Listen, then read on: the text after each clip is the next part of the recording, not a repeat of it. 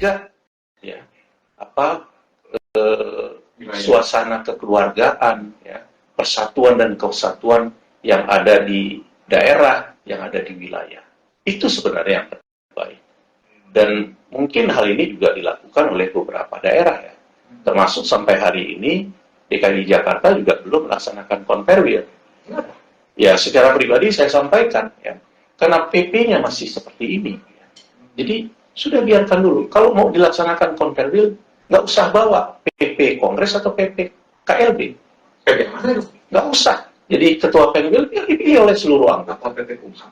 Nggak usah. Jadi ini kan sesuatu permasalahan. Karena kalaupun misalnya untuk konverda ya tidak dilantik pada saat itu oleh ketua Penwil, boleh saja oleh presidium konverda, gitu kan. Begitu juga untuk konverwil. Nah, untuk sementara sampai nanti selesai permasalahan antara PP itu, kemudian barulah nanti itu kan seremonialnya saja, karena tidak ada kepentingan iya. Jadi kalau ada yang bertanya gitu kan, kalau PP-nya tidak sah berarti Penwil dan Pengdanya juga tidak sah dong. Salah. De facto-nya kan.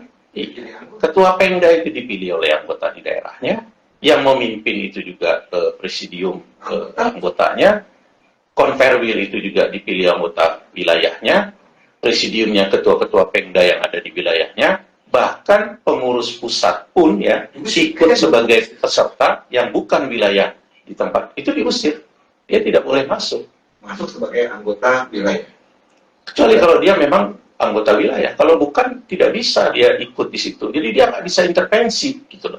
Nah, ini juga seharusnya kita pikirkan gitu kan, karena konverwil itu ada hal-hal yang seharusnya juga berkaitan dengan pusat. Jadi anggaran dasar produk KLB 2000 tahun 2015 itu sudah sangat perlu disempurnakan.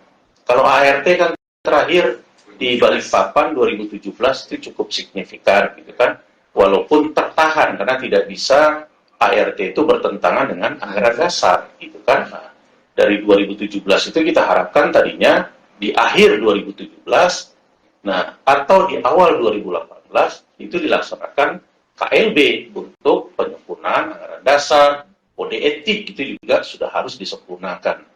Jadi kode etik yang terdiri dari 15 pasal itu ya, yang mengatur tentang kewajiban, larangan, hal-hal yang dikecualikan, itu sudah tidak sesuai lagi dengan kondisi pada saat ini gitu loh. Jadi itulah sebenarnya yang menjadi tugas utama dari pengurus pusat, bukan hanya rebutan jabatan. Iya, saya bingung tuh dia tuh. Gajinya kan begitu. Apa? Gajinya gede. 50 juta. Kalau ketua Penwil 30 juta. Enggak lah. Ketua Pengda 15 juta. PHP. Bang, terakhir. Ya. Jadi dengan keluarnya statement baru dari Dirjen ini, apa sikap yang harus diambil oleh dua PP, KMB, dan Kongres dan anggota? Ya, duduk bersama. Ya. Sekarang ini jangan dengan ego masing-masing. Jadi semangatnya itu, ya, mumpung ini bulan puasa. Saya yakin kalau dari produk KLB, dari produk Kongres, kemudian bersepakat, ya, kita anggota ini akan ikut, ya, bersepakat, kita serahkan ke mereka. Ya. Siapa misalnya TM, udah gua aja yang jadi ketua umum, ya sudah, mungkin Irfan jadikan ketua dewan pembina atau ketua dewan penasehat. Mau nggak dia dibina sama Irfan gitu ya? Atau Irfan ini ketua umum, jadikanlah TM-nya. Nah, terus susunan pengurusnya ambillah sama mereka. Tapi ya, yang penting harus sesuai dengan asas. Ya, statuta. Harus sesuai dengan ADART. Jangan diubah-ubah tiba-tiba nanti jadi presiden notaris Indonesia, ya kan?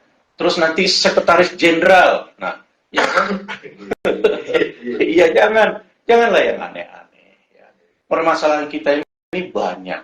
Karena tadi sudah disinggung di awal. UUJN itu sudah sangat mendesak untuk dilakukan penyempurnaan. Udah 10 tahun. Ubah, karena kondisi zaman itu begitu cepat berkembang. Di 10 tahun lebih. Iya, digitalisasi atau cyber notari ini sesuatu yang sudah tidak mungkin ya dinafikan gitu kan. Mau tidak mau, suka tidak suka. Kalau nggak kita akan tertinggal. Kalau tidak ya, MPD ini tinggal menunggu bom waktu. Salah satu contoh di ketentuan pasal 63 itu. Kalau misalnya ahli waris itu tidak menunjuk notaris pemegang protokol, kewenangan itu harus diambil alih oleh MPD.